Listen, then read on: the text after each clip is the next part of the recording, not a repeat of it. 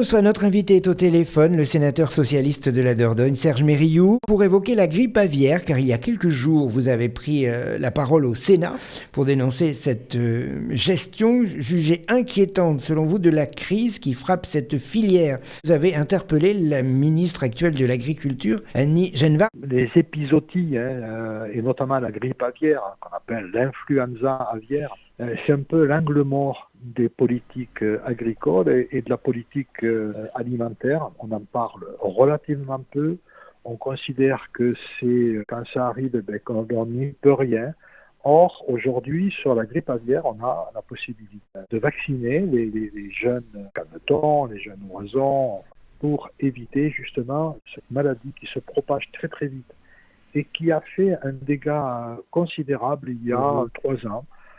En Périgord, comme dans toutes les régions avicoles, la viande de poulet est une des viandes les moins chères, qui est donc à la portée, y compris des familles modestes. L'État continue d'aider le financement des vaccins et que l'on considère que ça coûte beaucoup moins cher à l'État de vacciner et de prendre en charge une partie des vaccins plutôt que d'indemniser les éleveurs. Pour éviter qu'il y ait à nouveau un abattage massif comme on l'a connu il y a 3 ans. Ce qui nous inquiète, c'est qu'on est en pleine saison de migration et on a des oiseaux migrateurs, beaucoup de cadavres de grues qui témoignent de cette maladie, de la présence de cette maladie sur notre territoire. Nous considérons que la recherche en matière vétérinaire est aussi un angle mort. Au niveau européen, puissent être échangées les informations des différents vétérinaires. On a en France un des leaders européens en matière vétérinaire et nous, on considère que la coopération au niveau européen doit être développée et encouragée.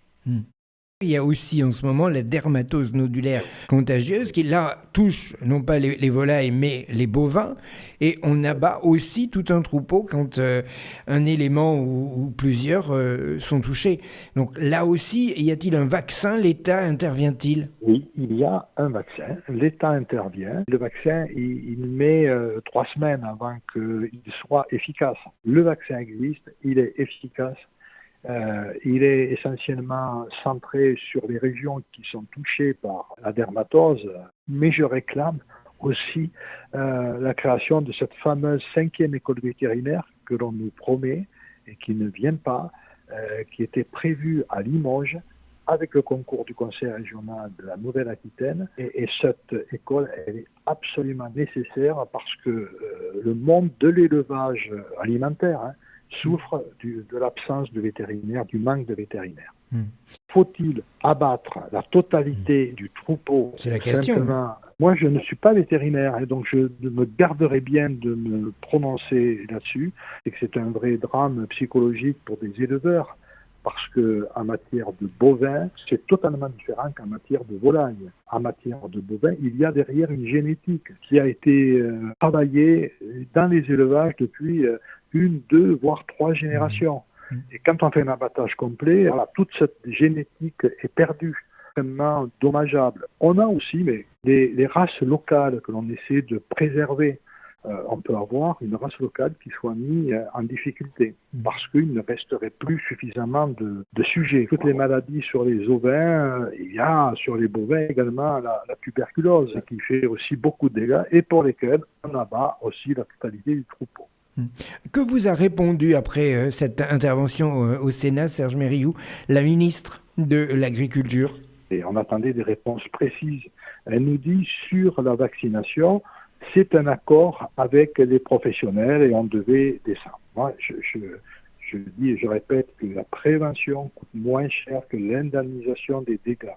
Elle a dégagé en disant, écoutez, c'était un engagement pris, on n'y revient pas dessus. Sur la 5e école vétérinaire, elle n'a pas répondu. Sur la recherche européenne, on n'a pas eu réellement de réponse, même pas de piste. Et il me semble que l'on parle beaucoup de l'Europe et que là, l'Europe, elle est utile. Elle pourrait être utile dans la recherche de nouveaux médicaments, dans la recherche de nouveaux traitements, dans le partage des recherches qui se font entre des cabinets qui travaillent beaucoup, des laboratoires de recherche. On en a, je le répète, un en France, EVA, qui est un major dans le traitement vétérinaire. Donc là, on n'a pas eu réellement de réponse. On maintient la pression correctement. Si vous voulez, on essaie d'échanger et de convaincre le gouvernement que la prévention coûtera toujours moins cher que d'indemniser les pertes. La filière avicole, on est en d'autonomie alimentaire dans cette filière. Or, en France, c'est une filière qui devrait pouvoir se développer. Aujourd'hui, la filière avicole, c'est à peine 50% des produits et des volailles consommées qui proviennent de France. Donc, on n'a pas intérêt à perdre des parts de marché à nouveau. Et puis, pour un éleveur, être obligé d'abattre non plus quelque chose d'anodin. Voilà. Ouais, c'est un drame aussi humain, que ce soit les volailles ou les bovins. Oui, alors je fais une différence quand même entre volailles et bovins. Les volailles rentrent aujourd'hui un jour et repartent quelques mois après. Il n'y a pas un attachement aux animaux comme il peut y avoir avec les bovins. Merci beaucoup pour ces quelques minutes, Serge Mériou, sur Liberté FM. Merci à vous.